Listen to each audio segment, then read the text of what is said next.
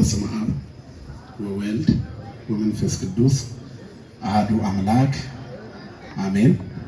ክቡር አባታችን መጋቤ ብሉይ መምህር ቆሞስ አባ ተክለ ጊዮርጊስ የዚህ የታላቋ የዝዋይ ሐመረ ኖህ ቅድስት ኪዳነ ምሕረት ገዳም አበምኔት ክቡር አባታችን ሊቀ መዘምራን መምህር ቀሲስ ዘራዳዊት የዝዋይ ደብረ መዊ ቅዱስ ሩፋኤል ቤተክርስቲያን አስተዳዳሪ፣ ክቡራን አበው መነኮሳት፣ ካህናት፣ ከአዲስ አበባ ለአገልግሎት የመጣችሁ ክቡር መምህራችን መጋቤ አዲስ አድነው ወንድሙ፣ ክቡር ሊቀ ሙዓዘ ስብሐት ዳግማዊ ደርቤ፣ ክቡር ሊቀ መዘምራን በስብቃዳ እንዳርጋቸው፣ በመሳሪያ በዜማ ዕቃ እያጀብክ ያለ ወንድማችን ዘማሪ ሳሙኤል ገሰሰ፣ በዝማሬ የምታገለግሉ የዚህ የገዳሙ አገልጋይ ሰንበት ትምህርት ቤት አገልጋይ ወንድሞችና እህቶች ከሩቅም ከቅርብም ተሰብስባችሁ ከመቤታችን በረከት ለማግኘት ቅዱሱን ወንጌል ለመስማት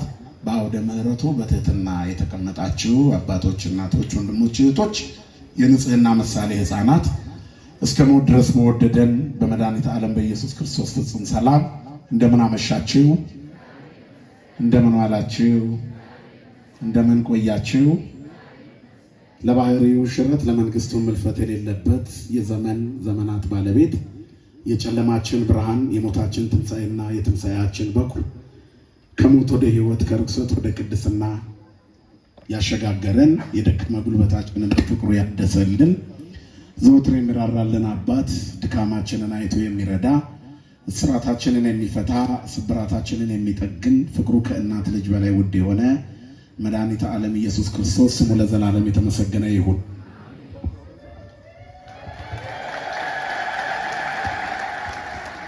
ለዓለም ሕዝብ ሁሉ የተስፋ ምንጭና የድነት ማስገኛ የሆነች የእግዚአብሔር እናታችን ድንግል ማርያም ቅድስተ ቅዱሳን ንጽሕተ ንጹሐን ሰዓሊተ ምሕረት አቁራሪተ መዓት ስለ አማላጅነቷ ስለ እናትነቷ ስሟ ለዘላለም የተመሰገነ ይሁን።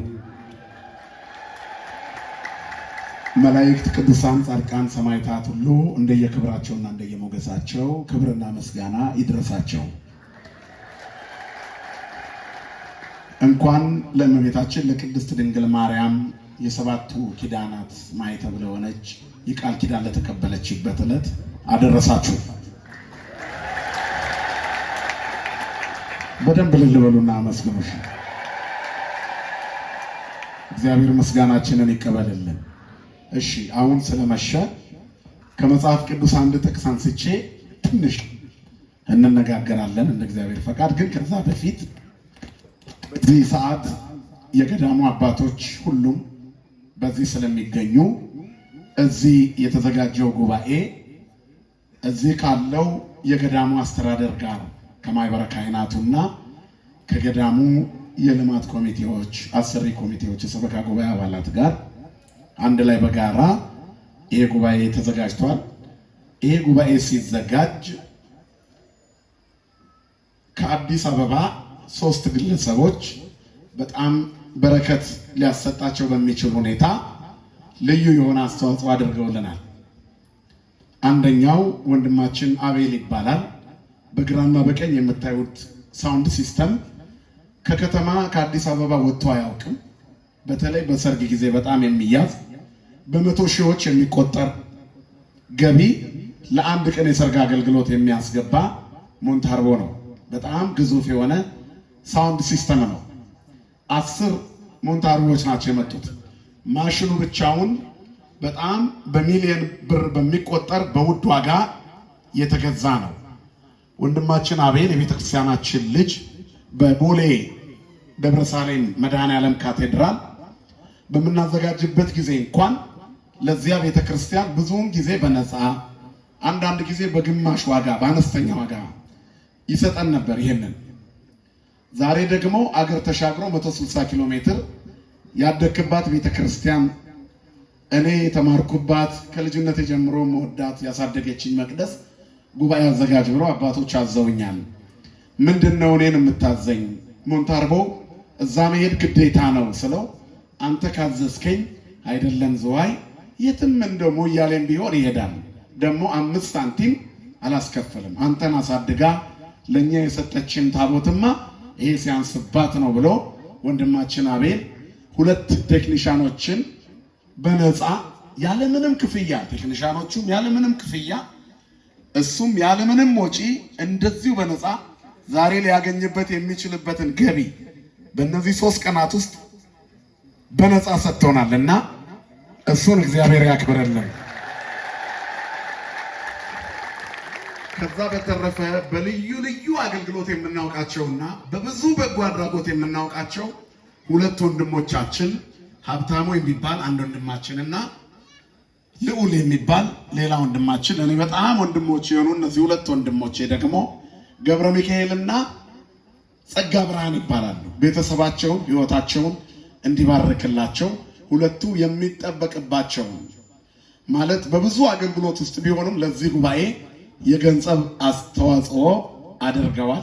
ስማችን አይነገር ብለዋል። ግን ያው እዚህ ስለሆነ በርቀት ስለሆነ እዚህ እናንተ ደስ እንዲላችሁ ጸጋ ብርሃንና ገብረ ሚካኤል ብለን የገዳሙ አባቶች አንድ ሰላም ለኪ ጸሎት አድርገን ሁላችንም ተነስተን ሕይወታቸውን ትዳራቸውን ኑሯቸውን እንዲባርክ ለዚህ ስላደረጉ ብቻ ሳይሆን በመላው ኢትዮጵያ በሚደረገው በጎ አድራጎት ውስጥ ካላቸው ብቻ ሳይሆን ከጉድለታቸው ሁሉ የሚሰጡ መስጠትን በማግኘት ብቻ ሳይሆን ባይኖራቸውም ልማድ ያደረጉ ክርስቲያኖች ናቸውና 3ቱን ወንድሞቻችንን ኑሯቸውን ቤተሰባቸውን ሕይወታቸውን እግዚአብሔር እንዲባርክ እመብርሃን ኪዳነ ምሕረት ቃል ኪዳን በተቀበለችበት ቀን ዋስ ጠበቃ እንድትሆናቸው በጸሎተ ማርያም ሁላችሁም ተነስታችሁ ከአባቶች ጋር አንድ ሰላም ለኪ አድርገን ከክቡር አባታችን መጋቤ ብሉይ በእሳቸው መሪነት ጸሎት እንድናደርግ በእግዚአብሔር ስም ጠይቃለሁ። ሁላችሁም ከመቀመጫችሁ ተነሱ፣ እልል ብላችሁ እግዚአብሔርን አመስግኑላችሁ።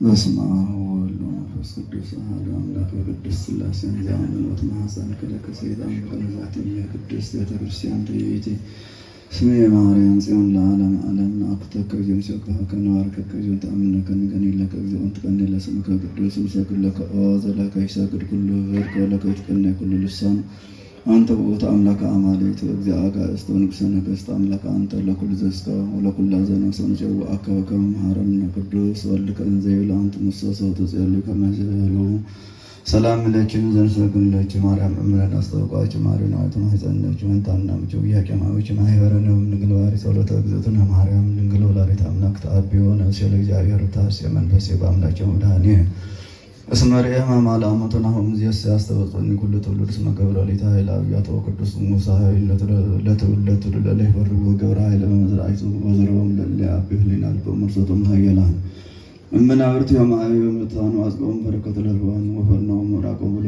ለአምረ ተወክፎ ለእስራኤል ቁልኤሁ ወተዘከረ ሳህለው ዘይቤሎም ለአበዊነ ለአብርሃም ወለዘሩ እስከ ለዓለም ሰዓት ለአቡ ወወልድ ወመንፈስ ቅዱስ ለዓለም ወለዓለም ዓለም። እግዚአብሔር አምላካችን መድኃኒታችን ፈጣሪያችን አምላካችን የአባቶቻችንን የአብርሃምን የይስሐቅን የያዕቆብን የሁሉም ቅዱሳን ጸሎት የተቀበለ የእኛም ጸሎታችን እንዲቀበለን እመአምላክ ወላዲተ አምላክ ቅድስተ ቅዱሳን ንጽሕተ ንጹሐን ድንግል ማርያም ኪዳነ ምሕረት መራገ ጸሎት አቁራሪተ መዓት ምስአል ወምስጋድ ወምስትስራኤ ሁሉ ኃጢአት ድንግል ማርያም ለአባቶቻችን ለቅዱሳን ለቅዱስ ኤፍሬም ለቅዱስ ያሬድ ለአባ ሕርያቆስ ለቅዱስ ጊዮርጊስ ለቅዱሳን ሁሉ የጸለየች ያማለደች እነዚህ ልጆቻችን አሁን በዚህ በቅዱስ አውደ ምሕረት ስማቸው የምንጠራቸው ለውዳሴ ከንቱ ሳይሆን ስማቸው አስተማሪ ነውና ተግባራቸው አስተማሪ ነውና በአውደ ምሕረታችን እንደዚህ በጎ ስራ እንዲሰሩ አሁን እንደዚሁ በበጎ ስራ የሚኖሩ ናቸው። ለወደፊትም መውጣታቸው መግባታቸው እግዚአብሔርን ማገልገላቸው እግዚአብሔር አምላክ እንዲቀበልላቸው ሀብተ ሥጋ ሀብተ ነፍስ በረከተ ሥጋ በረከተ ነፍስ እንዲያድልልን ጸጋ መንፈስ ቅዱስ እንዲያሳድርልን እግዚኦ ዕቀብ ሕይወቶሙ ወስረ ኃጢአቶሙ ለአግብርቲከ ወለአእማቲከ እግዚኦ ዕቀብ ሕይወቶሙ ወስረ ኃጢአቶሙ ለገብርከ ገብረ ሥላሴ ለገብርከ ገብረ ሚካኤል ለገብርከ ጸጋ ብርሃን ሌሎቹም በተለያየ መልኩ እንደዚሁም ሊቃውንቱ በዝማሬ በወንጌል በመንፈሳዊ ተግባር የሚያገለግሉልን ሀብተ ሥጋ ሀብተ ነፍስ በረከተ ሥጋ በረከተ ነፍስ እንዲያድልልን አስበ መምህራን እንዲያድልልን ዘመናቸው ሁሉ ያለ መሰናክል እግዚአብሔር እንዲያገለግሉ የሚያገለግሉበት አገልግሎትም ደግሞ ለውዳሴ ከንቱ ሳይሆን የቅዱሳን መላእክት ጸጋ በረከት አድርጎ እንዲቀበልላቸው በዚህ ዕለት የተሰበሰብነው እኛም በምንሰማው በምንማረው ቃል እግዚአብሔር እንድንለወጥ መንፈሳዊ ስራ በጎ ተግባር እንድንሰራ የተማርነው ትምህርት ፍሬ እንዲያፈራ ህሙማን እንዲፈወስልን ሕፃናት እንዲያሳድግልን አረጋውያን እንዲያጸናልን ነፍሳተ ሙታን እንዲምርልን ለቤተ ክርስቲያናችን ለሕዝባችን ሰላም በረከት እንዲያደልልን አቡነ ዘበሰማያት ብለን እንጸልይ። አባታችን ሆይ ስምህ ይቀደስ፣ መንግስትህ ትምጣ፣ ፈቃድህ በሰማይ እንደሆነች እንዲሁ በምድር ትሁን። የዕለት እንጀራችንን ስጠን ዛሬ፣ በደላችንንም ይቅር በለን እኛም የበደለን ይቅር እንደምንል፣ አቤቱ ወደ ፈተና አታግባን ከክፉ ሁሉ አድነን እንጂ መንግስት ያንተ ናትና ኃይል፣ ክብር፣ ምስጋና ለዘላለሙ አሜን። እመቤታችን ቅድስት ድንግል ማርያም ሆይ በመልአኩ በቅዱስ ገብርኤል ሰላምታ ሰላም እንልሻለን። በሐሳብሽ ድንግል ነሽ፣ በሥጋሽም ድንግል ነሽ። የአሸናፊ እግዚአብሔር እናት ሆይ ሰላምታ ለአንቺ ይገባሻል። ከሴቶች ሁሉ ተለይተሽ አንቺ የተባረክሽ ነሽ፣ የማኅፀንሽ ፍሬ የተባረከ ነው። ጸጋን የተመላሽ ቅድስት ሆይ ደስ ይበልሽ፣ ልዑል እግዚአብሔር ከአንቺ ጋር ነውና ከተወደደው ልጅሽ ከጌታችን ከመድኃኒታችን ከኢየሱስ ክርስቶስ ዘንድ ይቅርታን ለምኝልን ኃጢአታችንን እናስተሰርይ ዘንድ ለዘላለሙ አሜን። ኦ ሠራዬ ኃጢአት ኢየሱስ ክርስቶስ ስረይ ኃጢአተ ኩሉ ሕዝብከ እማይሠራ ኃጢአት እግዚአብሔር ይፍታ።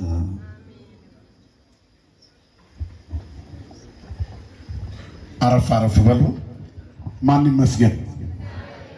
ጮክ ብላችሁ መልሱልኝ። ማን ይመስገን? በደንብ ልል ብላችሁ እግዚአብሔርን አመስግኑ።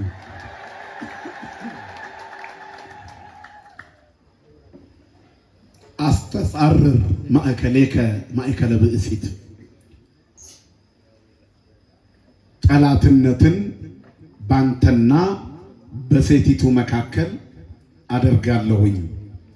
ኦሪት ዘፍጥረት ምዕራፍ 3 ቁጥር 15። የሰው ልጆች ታሪክ በመጀመሪያ ሲጀምር ውብና ጣፋጭ ነበር። ኋላ በኃጢአት ምክንያት ጎመዘዘ። እንደ ጎመዘዘ 5500 ዘመናት ቆየ።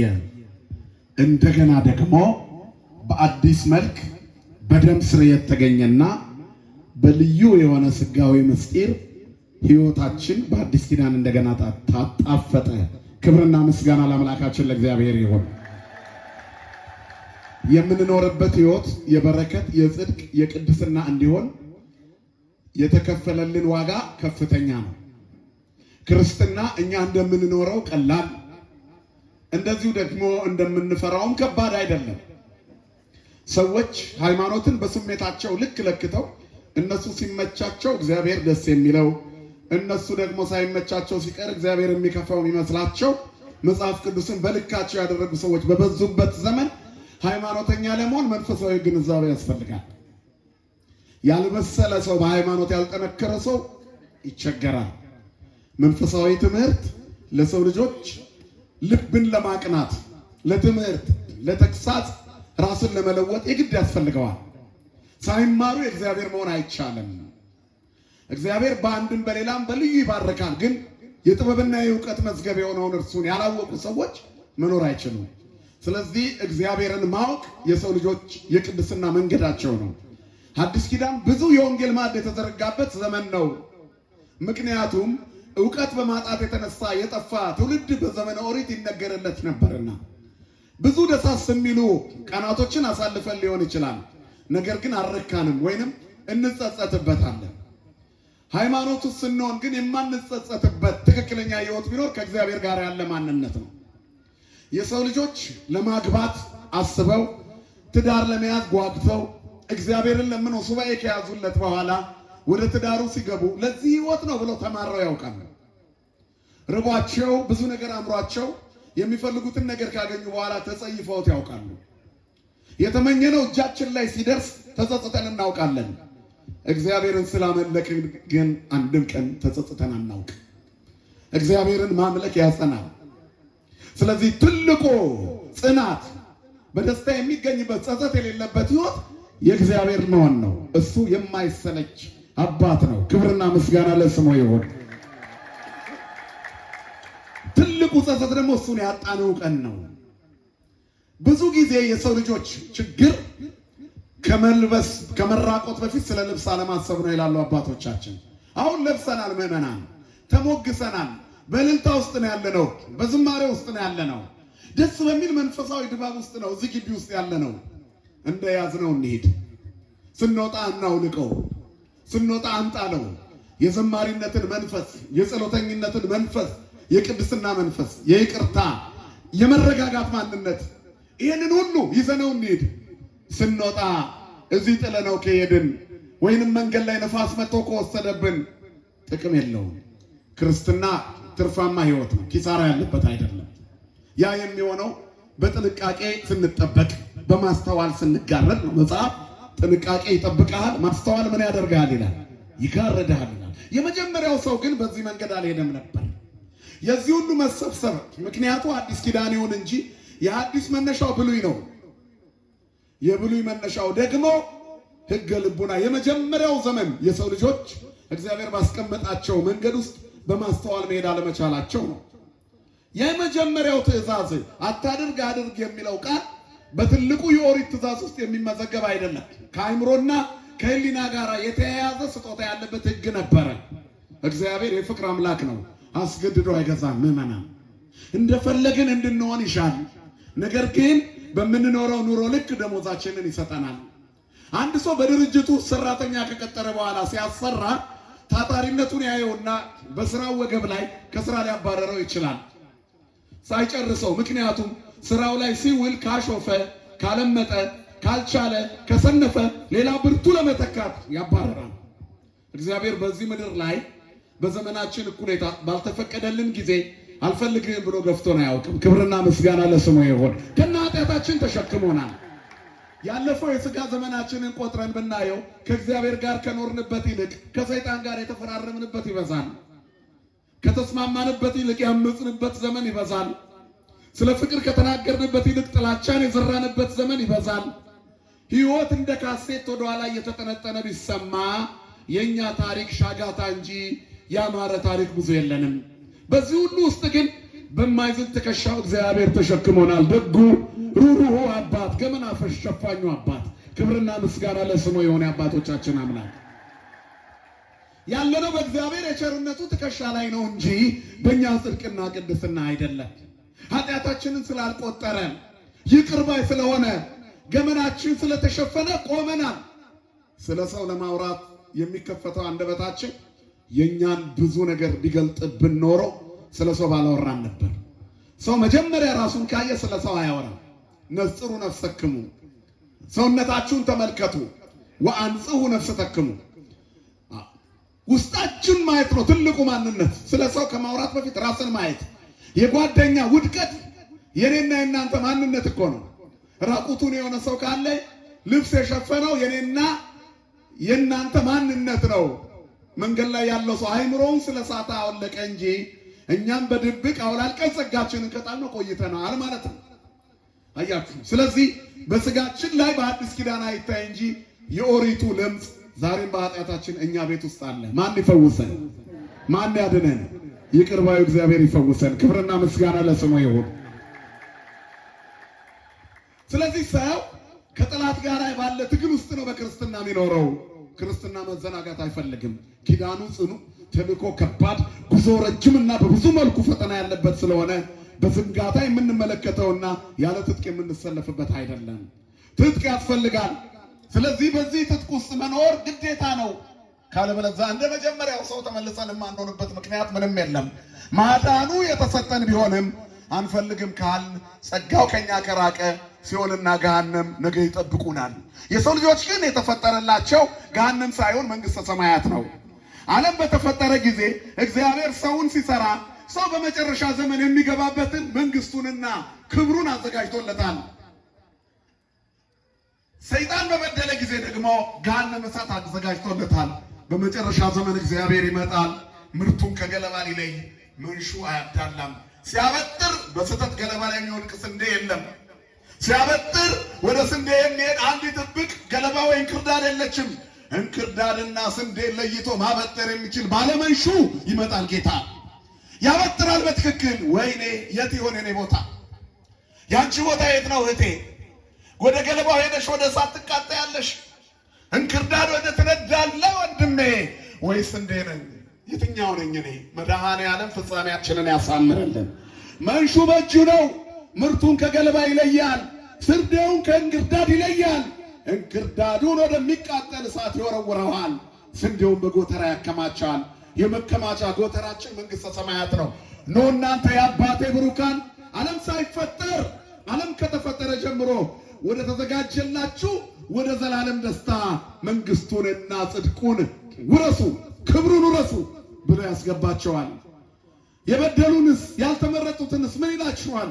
እናንተ ርጉማን ከፊቴ ሂዱ፣ ለሰይጣንና ለመላእክቱ። ለማንና ለማን? እንደምን አመሻችሁ። ለማንና ለማን? ጮክ በሉ። ለማንና ለማን? ለሰይጣንና ለመላእክተኞቹ፣ ለራሱ ለሱ ተላላኪዎች ወደ ተዘጋጀው ገሃነመ እሳት ውደቁ፣ ከዚህ ይሰውረን። ለማን የተዘጋጀው ገሃነም? ለኛ ነው እንዴ? አይደለም።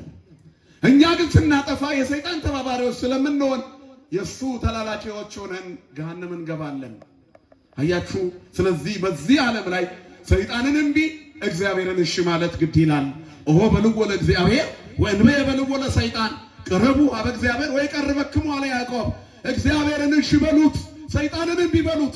የሚባላውን ዓለም እምቢ በሉ፣ ዘረኝነትን እምቢ በሉ፣ ጎጠኝነትን እምቢ በሉ፣ ቡድንተኝነትን እምቢ በሉ፣ ጥላቻን እምቢ በሉ፣ ሐሜትን እምቢ በሉ፣ ሟርትን እምቢ በሉ፣ ጥንቆላን እምቢ በሉ፣ ክፋትን እምቢ በሉ፣ ሐሜትና ተንኮልን እምቢ በሉ። ጽድቅን እሺ በሉ፣ ለዝማሬው እሺ፣ ለማህሌቱ እሺ፣ ለሰዓታቱ እሺ፣ ለቃለ እግዚአብሔር እሺ በሉ፣ ለወንጌል እሺ በሉ፣ ስለ ጽድቅ እሺ በሉ፣ የወደቀን ለማንሳት እሺ በሉ፣ መንገድ የጠፋባቸውን ለማሳየት እሺ በሉ፣ ለቅንነት እሺ በሉ። ኦ በልዎ ለእግዚአብሔር፣ እግዚአብሔር ቅንነት ነው፣ ለቅንነት እሺ በሉ። ኦ በልዎ ለእግዚአብሔር፣ እግዚአብሔርን እሺ በሉት፣ እግዚአብሔር ፍቅር ነው፣ ለፍቅር እሺ በሉ። ኦ በልዎ ለእግዚአብሔር፣ እግዚአብሔር የተበተኑትን የሚሰበስብ ነው፣ ለአንድነት እሺ በሉ። ኦ በልዎ ለእግዚአብሔር፣ እግዚአብሔር ደግ ነው፣ ለደግነት እሺ በሉ። ኦ በልዎ ለእግዚአብሔር፣ እግዚአብሔር ሩሩህ ነው፣ እናንተም እንደ ሰማዩ አባታችሁ ሩሩሃን ሁኑ። በርኅራኄ መንፈስ በእሽታ መንፈስ ራሳችሁን አዘጋጁ። መዝሙረኛው ዳዊት አቤቱ በእሽታ መንፈስ ደግፈኝ። በምን መንፈስ? እሺ በሚል መንፈስ፣ እምቢ በማይል መንፈስ። ለደግነት እሺ፣ ለፍቅር እሺ፣ ለእርቅ እሺ፣ ለይቅርታ እሺ፣ ለመስጠት እሺ፣ ለደግነት እሺ፣ ለአንድነት እሺ።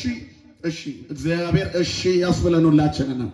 እመሰ ፈቀድክሙ ወሰማይክሙኒ በረከተ ምድር ትበልዑ። ክርስትና በምድር ላይ ባለ በረከት፣ በሰማይ በሚገኝ በረከት ብቻ የታጠረ አይደለም። የምድሩም የክርስትናው ትሩፋት ስጦታ ነው። አያችሁ።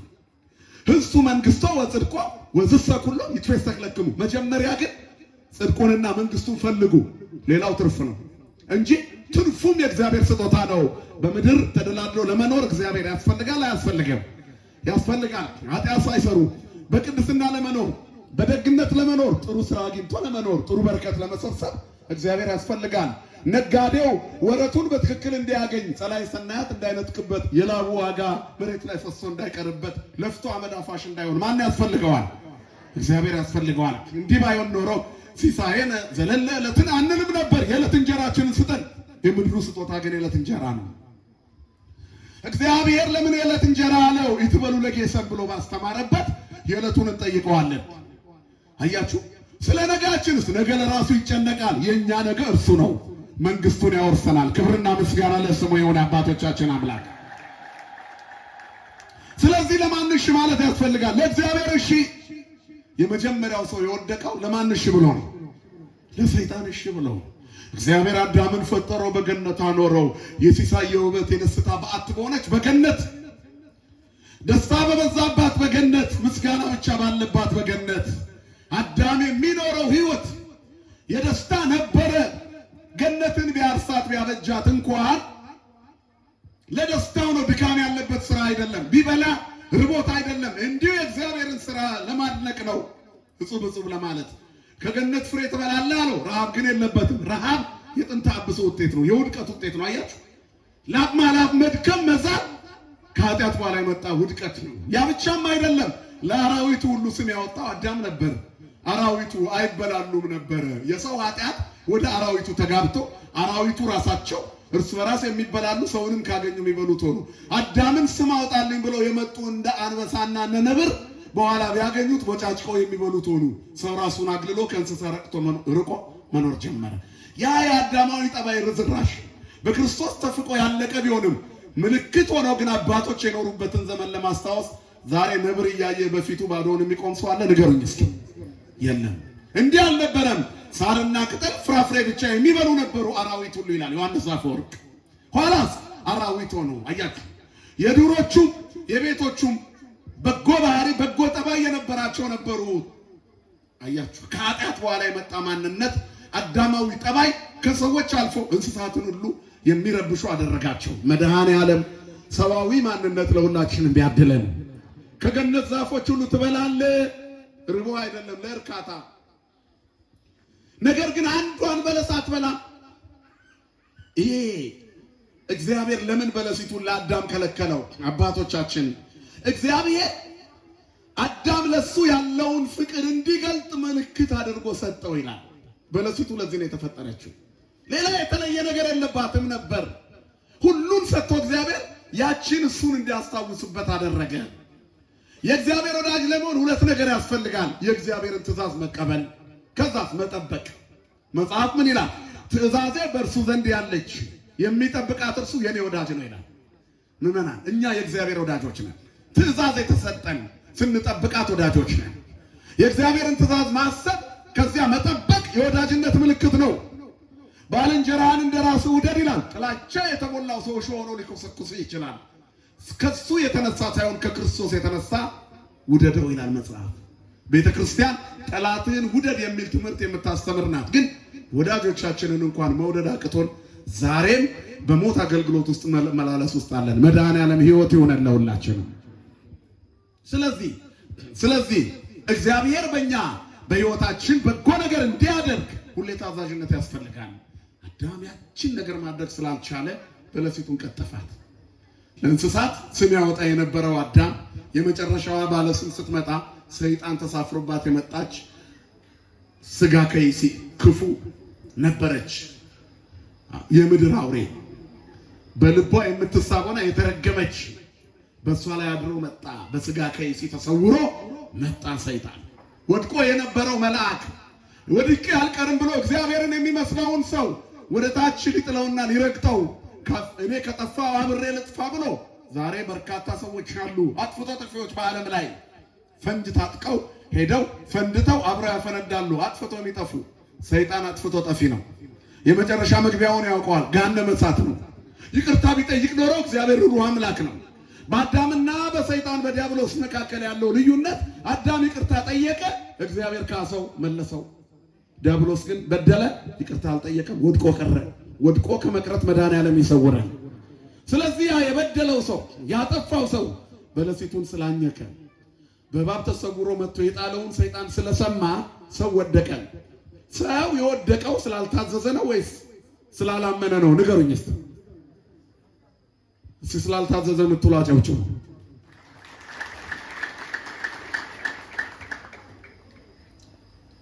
ባለማመኑ ምክንያት ነው የምትሉ ደግሞ አጨብጭቡ እስኪ። አይዟችሁ፣ አትፍሩ፣ አጨብጭቡ። እሺ፣ የእናንተ ናቸው ትክክል፣ ቁጥራቸው ትንሽ ቢሆንም። በምስራቃውያንና በኦሪየንታል አመለካከት ዲስኦቢዲየንስ እና ዲስቢሊፍ ይባላል። ዲስኦቢዲየንስ መጀመሪያ አለመታመን ነው። ካለመታመን ይወለዳል፣ አለመታዘዝ ነው። ዲስቢሊፍ ግን መጀመሪያ አለማመን ነው። ምክንያቱም ወደ ትእዛዝ ከመሄድ በፊት እግዚአብሔር የሰጠውን ትእዛዝ ሽሯል፣ አላመነም ማለት ነው። የካደው በለሲቱን ከመቁረጡ በፊት ሰይጣንን እሺ ያለ ጊዜ ቅጠሏን ቢቀጥፋትም ወድቋል። አልወደቀም የሰው ልጅ። በቃ ሰይጣንን ስንሰማ ወድቀናል። እግዚአብሔርን እሺ በሉ፣ ሰይጣንን ግን ምን በሉት ተብለናል።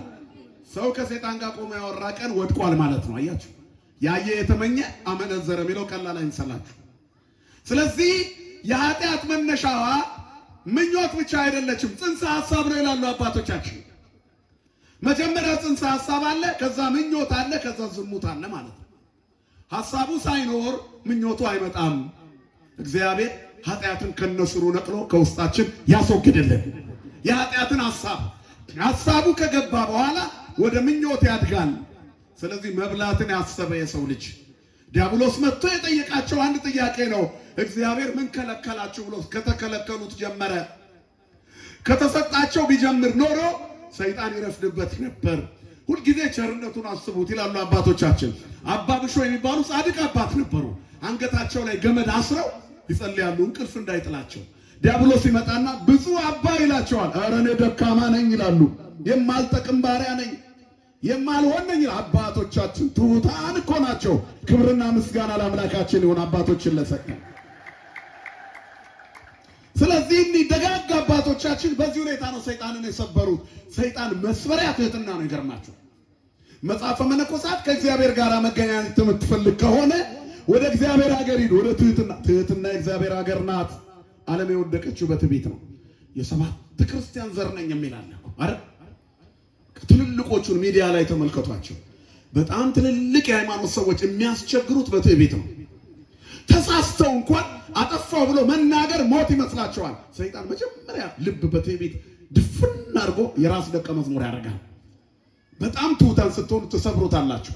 በየቀኑ ይላል ኧረ እኔ የማልጠቅም ኃጢአተኛ ነኝ ደካማው አባ ብሾይ ብፁዕ እግዚአብሔር ጸሎትን ሰምቷል ይለዋል። ሰይጣን ይመጣ በስመ አብ ወወልድ ወመንፈስ ቅዱስ እኔስ ክፉ ርጉም የተረገምኩ እኔ ተላካፊ ተናካሽ ውሻ ኃጢአተኛና ርኩስ የማረባ ደካማ ነኝ።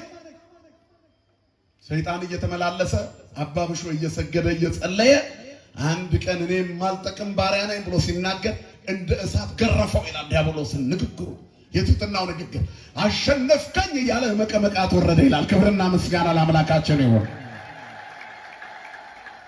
ስለዚህ ሰይጣንን ለማሸነፍ ትህትና ያስፈልጋል። አያችሁ በትዕቢት ነው ዓለም የወደቀው። ስለዚህ ልባቸውን አስታበየው ሰይጣን መጥቶ ስላጡት ነገር እንዲያስቡ አደረጋቸው። የሰማይ ንግሥት ሆይ እያለ መጠየቅ ጀመረ። ንጉሥ ትሆናላችሁ፣ አምላክ ትሆናላችሁ አላቸው። አባቶቻችን በምስጢር ያስታርቁታል። ሰው አምላክ ሆነ፣ አምላክ ሰው ሆነ። ይሄ በድንግል ማርያም ሆነ። እግዚአብሔር ሰው ሲሆን እኛን አምላክ አደረገን። ደግ ስለሆነ ክብርና ምስጋና ለስሙ ይሁን። ይህንን መንገድ ግን ስንመጣ የመጀመሪያው የዲያብሎስ ሐሳብ ግን በዚህ አልነበረም። ወድቅ ያለውና ይዣቸው ልጥፋ ብሎ ነው። ግን መመለስ የሚችል አምላካዊ ጠባይ ያለው ሰው አያችሁ፣ ሰው ትንሹ አምላክ ነው። ሕያዊት ለባዊት ነባቢት የሆነች ነፍስ አለች፣ ከስጋ ጋር የማትሞትና የማትበሰብስ። ከህሊና የተነሳ በመበደሉ ምክንያት ይቅርታ የሚጠይቅበት አእምሮ ነበረው። ስለዚህ ወድቆ አልቀረም፣ ተነሳ። ሰይጣንን እንዲህ ይሉታል አባቶቻችን፣ እመኒ ወደቁ ተነሳ ወእመኒ ሆርቁ ውስተ ጽልመት እግዚአብሔር ያበርህ ሊተ። ጠላቴ ሆይ ብወድቅ እነሳለሁና በጨለማም ብመላለስ እግዚአብሔር ምን ይሆንልኛል? ብርሃን ይሆንልኛልና ደስ አይበለኝ ይላል። ክብርና ምስጋና ለአምላካችን ይሁን። ብንወድቅ የሚያነሳ አያችሁ እግዚአብሔር ያነሳል። መዝሙረኛው ዳዊትም ተንተንኩ ለወድቅ እስመ እግዚአብሔር አንሳኒ አለ። ለመውደቅ ተፍገመገምኩ አለ መዝሙር 117 ላይ። እግዚአብሔር ግን አነሳኝ። ያነሳል እግዚአብሔር ከትቢያ ላይ፣ ያነሳል እግዚአብሔር ትሑታንን፣ ያነሳል እግዚአብሔር በደልን የሚሉትን። እግዚአብሔር ከጉድጓድ ያወጣል፣ እግዚአብሔር ከማጥ ያወጣል። እግዚአብሔር ከውስጥ አውጥቶ ከፍታ ላይ ማስቀመጥ ይችላል አይችልም? ይችላል። የኛ አምላክ ክብርና ምስጋና ለስሙ ይሁን። ስለዚህ ደግና ሩሩ ቸር የሆነውን አባት እግዚአብሔርን ያህል አባት የሚያሳጣ በደል አዳም በደለ። ባለማመን ዲስቢሊፍ የተባለ የመጀመሪያዎቹ ከሰይጣን ጋር መነጋገር እንደጎደለበት ሰው ማውራት ሲጀምር እግዚአብሔርን አላመነም። የከለከለን ለዚህ ነው እያለ ማውራት ሲጀምር ወደቀ። ካለማመን ወደ አለመታዘዝ ደግሞ ሄደ። አትብላ የሚል ትእዛዝ ነው የተሰጠው። ትእዛዙን የጣሰው መጀመሪያ ዲያብሎስን ካመነ በኋላ ነው። ዲያብሎስን ባያምኑት ኖሮ አዳምና ሔዋን በለሷን ይቀጥፉ ነበር እንዴ? አይቀጥፉም። ሰይጣንን ያመንነው ቀን ሞተናል። ምክንያቱም ከእግዚአብሔር ርቀናል። የነፍስ ሞት ከማን መራቅ ነው? ሞታ ለነፍስ ሪቅም እግዚአብሔር ይላል። የነፍስ ሞቷ ከእግዚአብሔር መራቅ ነው። ሰው ከእግዚአብሔር የሚርቀው በትዕቢት ባለመታዘዝ፣ ባለማመን፣ ሰይጣንን በመስማት ነው። ለዚህ ነው ያዕቆብ በአዲስ ኪዳን እንደገና ለተሰራው ሰው ተመልሶ እንዳይፈርስ ኦ በልዎ ለእግዚአብሔር ወእንበየ በልዎ ለሰይጣን፣ እግዚአብሔርን እሺ በሉ ሰይጣንን እምቢ በሉት። ሔዋን እሺ ብላ በዚያው ጠፍታለችና ዲያብሎስን እምቢ በሉት፣ እግዚአብሔርን እሺ በሉት። መዝሙረኛው ዳዊት ያንተ ብቻ እንድሆን በእሽታ መንፈስ ደግፈኝ። ለማህሌቱ እሺ፣ ለሰዓታቱ እሺ፣ ለቤተ ክርስቲያኒቱ ለቅዱሳኑ ጣፋጭ ገድልና ታሪክ እሺ፣ ለቃል ኪዳናቸው እሺ እግዚአብሔር እሺ ይበለን ሁላችንን። ያን ጊዜ ባለ ብዙ በረከት እንሆናለን።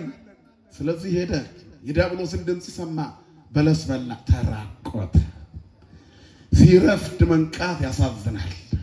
ከረፈደ በኋላ እንደ መንቃት ያለ ኪሳራ የለም። ያመልጠናል እኮ አያችሁ፣ ያመልጠናል።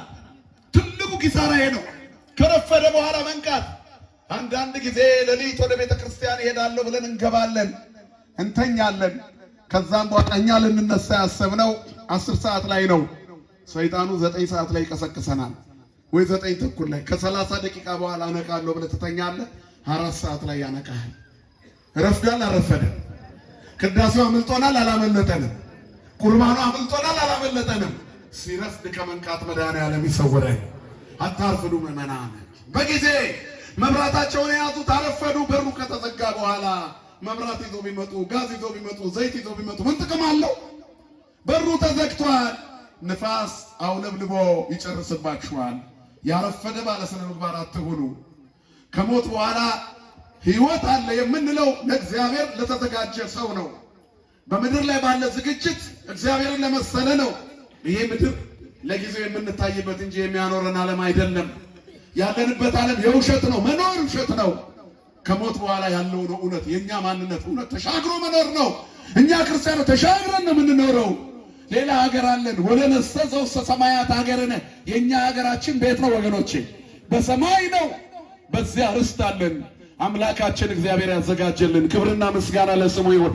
የእግዚአብሔርን መልክ የምናይበት ሀገር፣ የተሳለ የፊቱ መልክ ያለ አንቱም ሕዝበ ክርስቲያን ሰምታችኋል። በከመ ተጋባይክሙ በዛቲ ዕለት፣ በዚች ቀን እንደተሰበሰባችሁ ይላል አባ ሕርያቆስ ቅዳሴ ማርያም የመጨረሻው ቅዳሴ።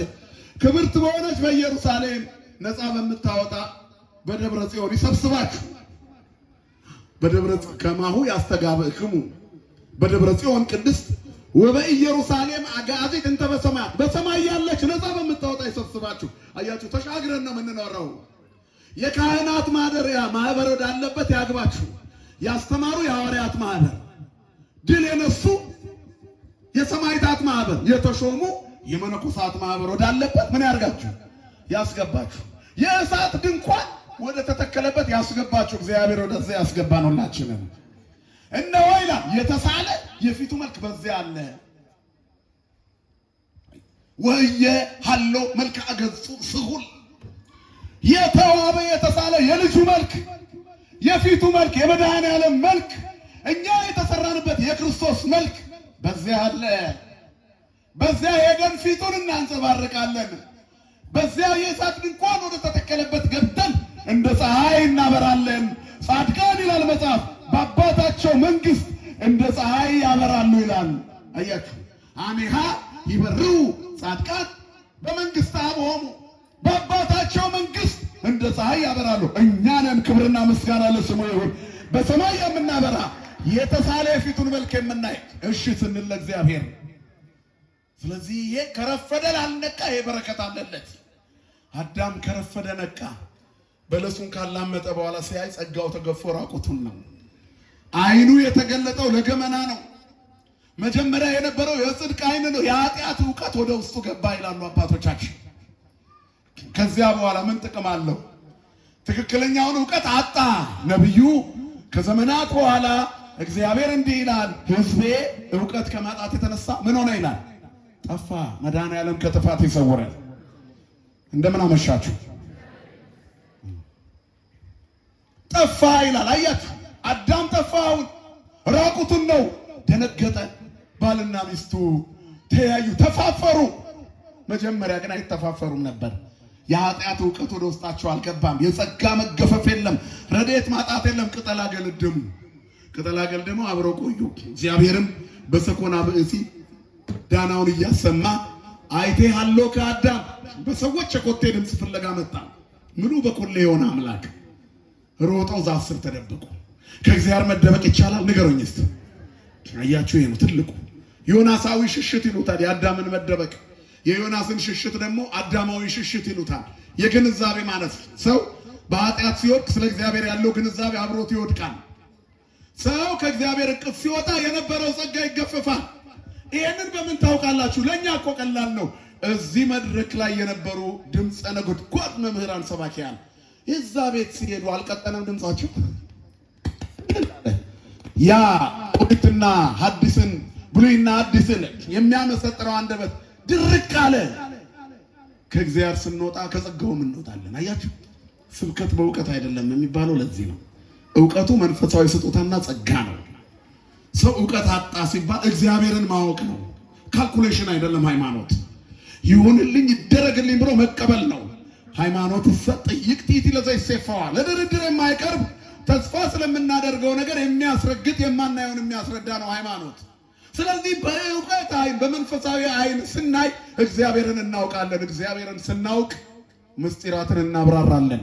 ደጉ አምላክ አንደበታችንን ይከፍትልናል። ክብርና ምስጋና ለስሙ የሆነ አባቶቻችን አምላክ።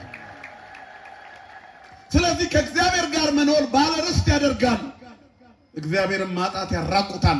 ተራቆተ አዳም። አይተህ ያለው ከየት ነህ ሲለው ራቁቴን ስለሆንኩ ፈራሁ አለ።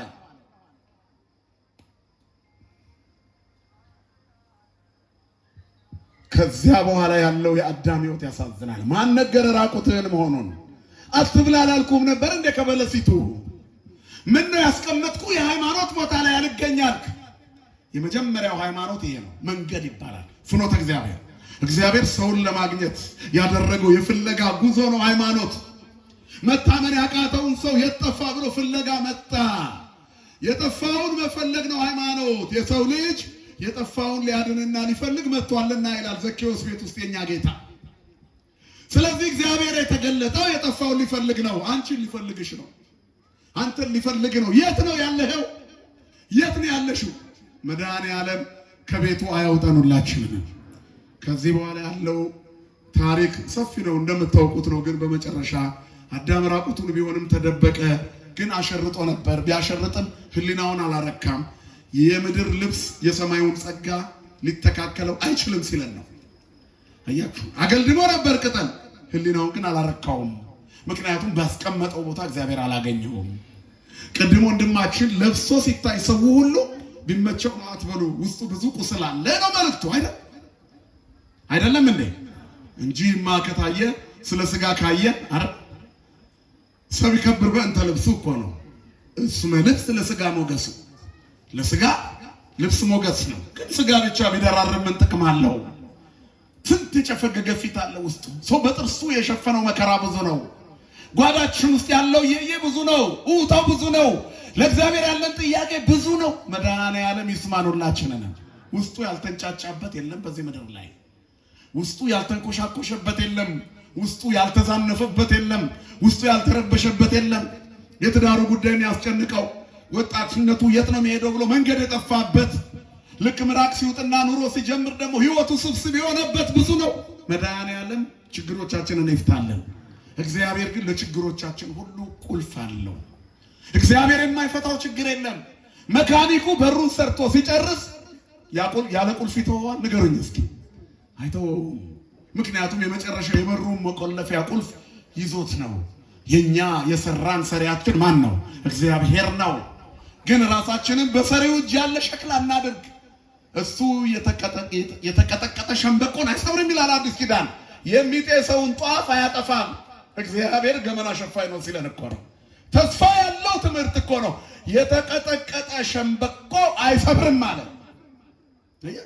የተቀጠቀጠ ሸምበቆ ይልጣል፣ ይጎረብጣል፣ በዛው መጣል ነው። እሱ ግን ጠግሮ ይጠቀምበታል። አንተ ነው የተቀጠቀጠ ሸምበቆ ቅጥቅጥ አድርጎ ችግር፣ የኑሮ ውድነት፣ ዘረኝነትና ምቀኝነት፣ ኃጢአትና ክፋት፣ አለመመቸት፣ የጎረበጠ ማንነት የተቀጠቀጠ ሸምበቆ አድርጓል።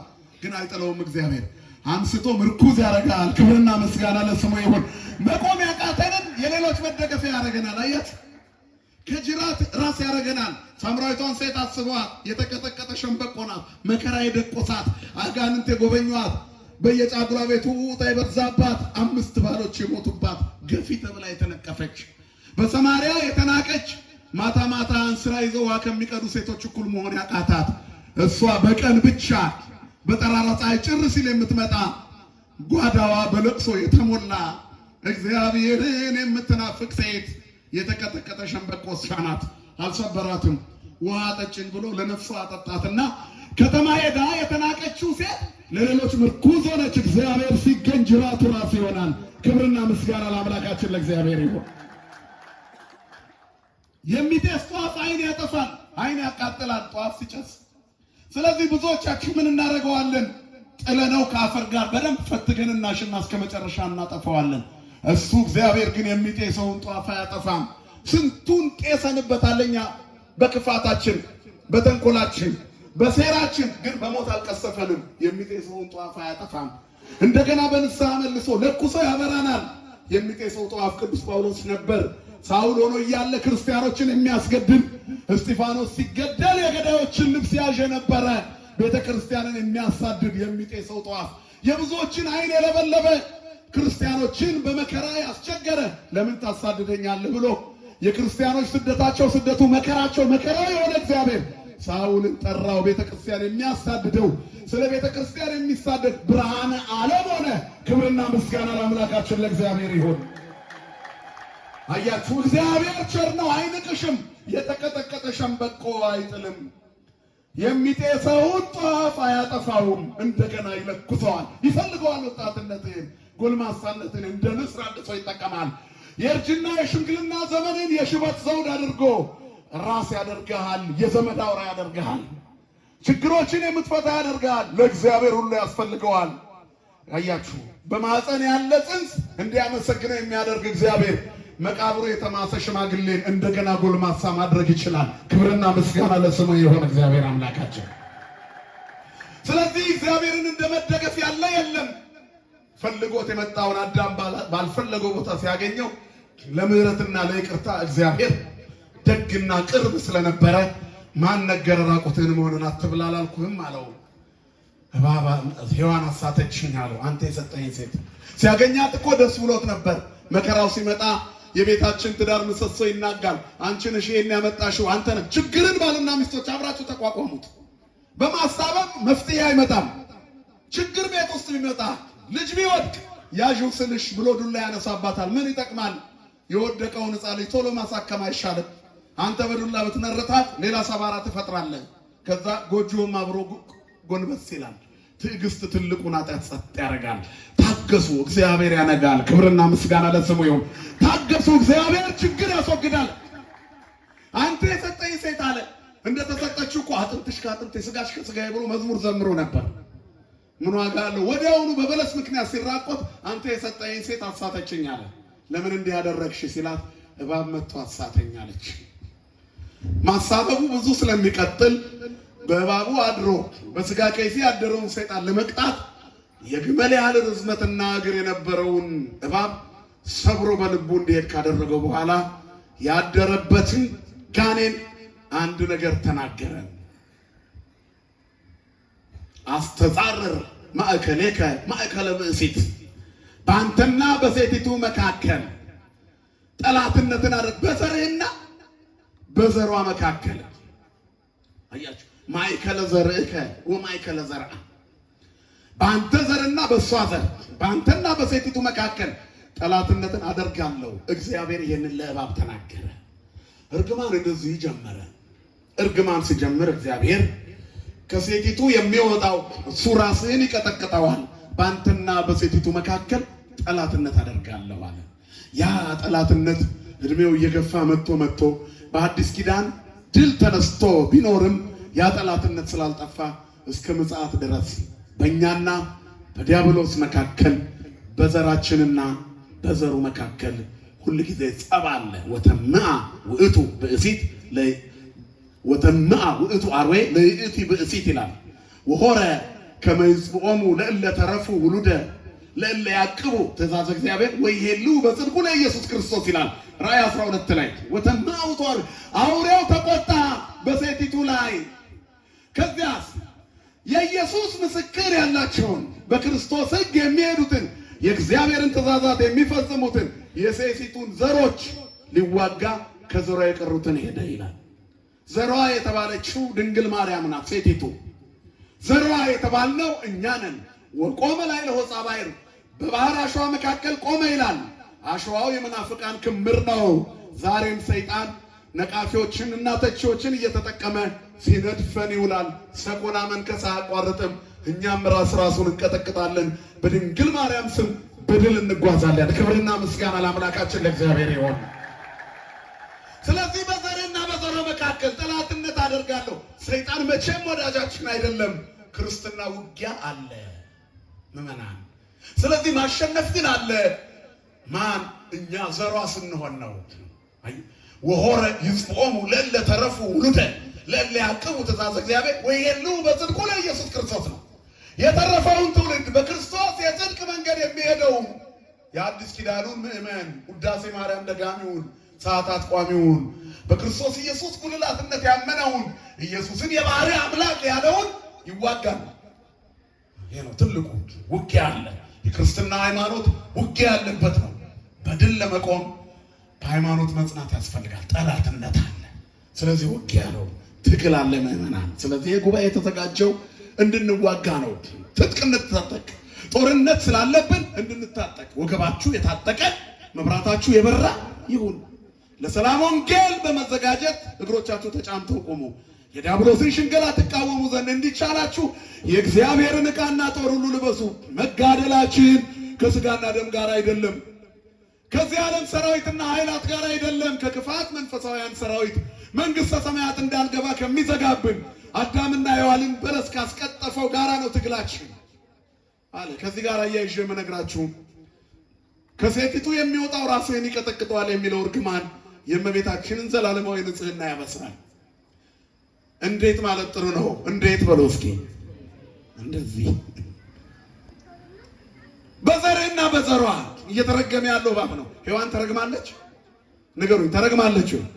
ምጥሽን ጋርሽን አበዛዋለሁ እየተባለች ተረግማለች? ከዛ በፊት አልተረገመም። ካልተረገመችው ሔዋን ውስጥ እመቤታችንን አወጣ። ከሴቲቱ የሚወለደው ራስህን ይቀጠቅጣል ተባለ። የጠላትን ራስ የቀጠቀጠልን ከሴቲቱ የተወለደው ማን ነው?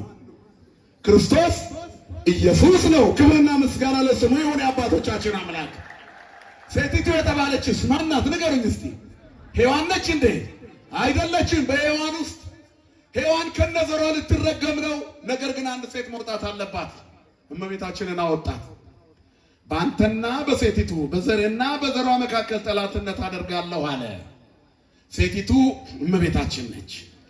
ልጇ ክርስቶስ ኢየሱስ ነው፣ የጠላትን ራስ የረገጠ። ከዚያ ቀጥሎ ያለው ታሪክ የአዳምና የሔዋን የኔና የእናንተ ታሪክ ነው። ተረግመን ቀጠልን። ግን አንዲት ንጹሕ ዘር አስቀመጠ። ከመሰዶም እንኮነ ወከመ ገሞራ እመሰልነ ያለው ኢሳይያስ ይሄንን ነው። እግዚአብሔር አንዲት ዘርን ንጹሕ ዘር ባያስቀር ኖሮ እንደ ሶዶም እንደ ገሞራ በሆንን ነበር። ንጽሕት ዘር ድንግል ማርያም ናት። አዳም በጥንተ ተፈጥሮ የነበረው ክብሩ ሳይዋረድ በፊት የነበረ ማንነቱን በያዘ ንጽሕና ውስጥ እመቤታችን ቆይታለች። ምክንያቱም የአዳምን ኃጢአት ለመሻር ንጹሕ ባህሪ የሆነ ነው መጥቶ ሊያድን የሚችለው። ገና ዕዳ ውስጥ ያለ ስጋና ደም ሊያድን አይችልም። ክርስቶስ የለበሰው ስጋ ከንጽሕት ድንግል ማርያም ነው። ኩለንታኪ ንጽሕት ኩለንታኪ ሰናይትን ታቤ አልብኪ ነውር ወይም እንትን ይበላለኪ።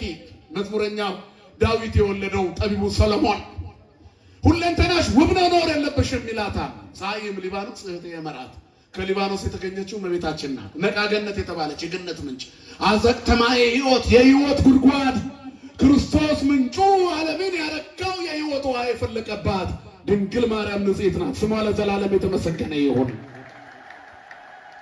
ባልተከፈለ ስጋ አልዳንም። እየሰማችሁ ነው አይደለ? ስለዚህ ድንግል ማርያም ንጽሕት ናት።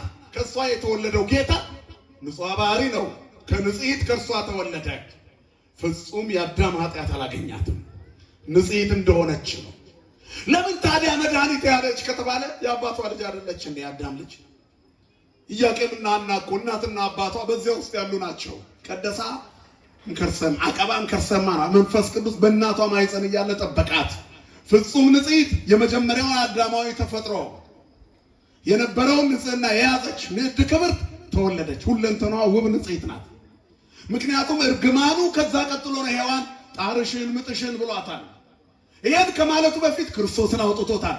እባቡን እየረገመው ከክርስቶስ ጋር እመቤታችን ወጣለች። አያችሁ፣ በቃ ከዚያ በኋላ በዲያብሎስና በእመቤታችን መካከል ጸቡ ቀጥሏል። ሰይጣን ስላንቺ ሲያስብ እረፍት ያጣል። ለሰይጣን እረፍት እንዲያጣ የሆንሽው ከፍጡራን ሁሉ የሚጠላሽ ድንግል ማርያም ሆይ አንቺ ስላለሽን ልባችን አርፎብሻል እንላታለን። እንደ አባ ጊዮርጊስ ዘጋስጫ ስሟ ለዘላለም የተመሰገነ ይሁን የአምላካችን እናት። ስለዚህ እኛ የዳነው ፍጹም በሆነ ንጹሕ ባሕርይ የሆነ እግዚአብሔር በሥጋ ተገልጦ ሞቶ ተሰቅሎ ነው። የዚህ እግዚአብሔር ሰው ሆኖ የማዳን ቃል ኪዳን የታተመባት ኪዳነ ምሕረት እመቤታችን በዚህ ሁለንተናዋ ንጽሕት ናት።